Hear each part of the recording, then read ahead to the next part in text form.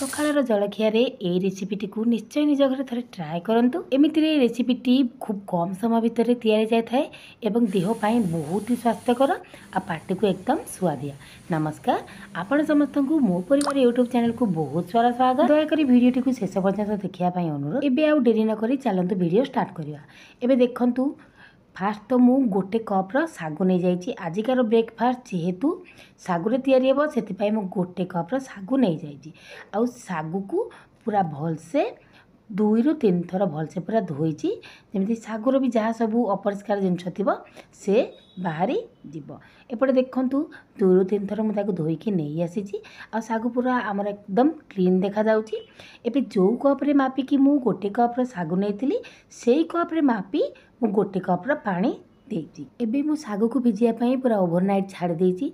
जदि आपन को सकाळु को ए ब्रेकफास्ट बनवार अच्छी तो राति एमती सागु को भिजई दिंतु।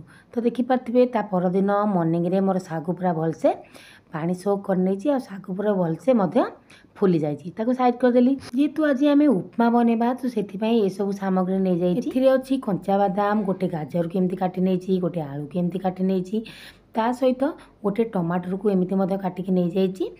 तापाई आउ नहीं जाइए भृषंग पत्र आउ 3टी कंचा लंका। तो ये सब जिनस को मु एबे साइड कर देइछि। एबे चलते आम सागु उपमा बनवा स्टार्ट करवा। तो प्रथमे हम गोटे कड़ाई गरम कर नहीं आउ से पकई देइछि आवश्यक अनुसार तेल।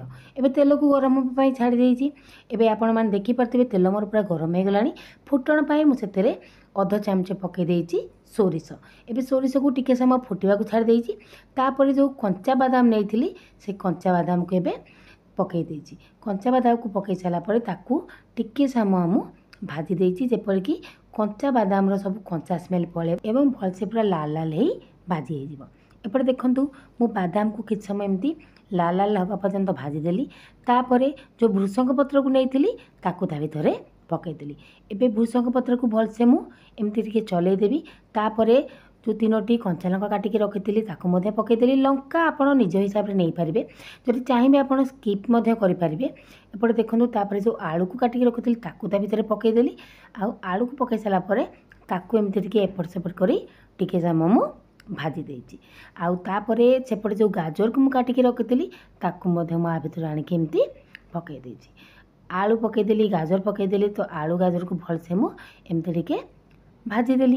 एपटे आपण मैंने देखिपे आउ यही रेसिपीटी आपण मैंने देखुं जब आपण मानक रेसिपीटी भल लगे निश्चिंत गोटे लाइक करेंगे सांग मैंने आ चैनल नुआ थे चैनल को सब्सक्राइब करदेवे।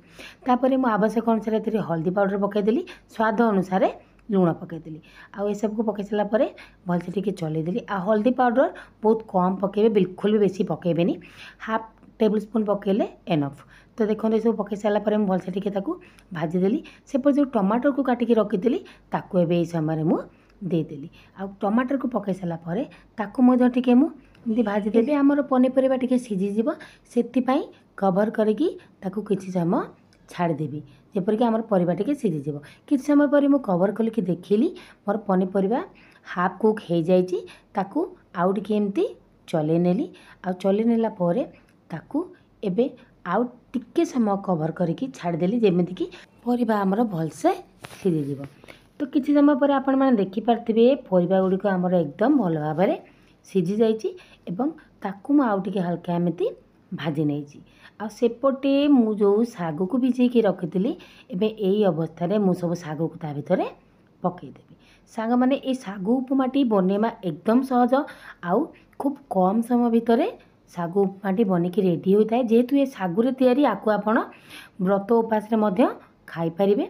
आउ यही सागुर उपमाटी बहुत ही टेस्टी लगुता है सांग माने। कहार मध्य किछि देह खराब होइथिबो तो ताकू ए रेसिपीटी को मध्य निश्चय आपण बनेकी दे पारिबे।